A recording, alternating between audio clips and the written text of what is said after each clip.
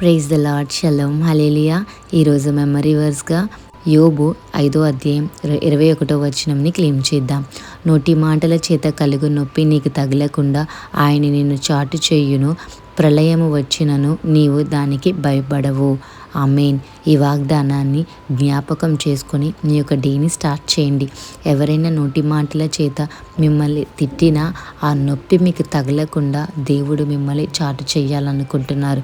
ఎంత ప్రళయం అనే ట్రబుల్ మీకు వచ్చినా భయపడక్కర్లేదు. యేసయ్య మీకు షీల్డ్గా ఉండి మిమ్మల్ని కాపాడతారు కాబట్టి. సో ఈ యొక్క వాగ్దానాన్ని ధ్యానం చేసుకుని భయపడకుండా ధైర్యంగా ఉండండి.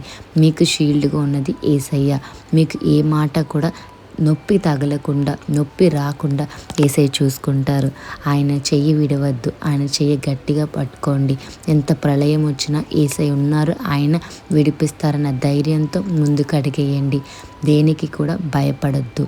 Have a blessed day in Christ Jesus. Jesus loves us so much. Amen.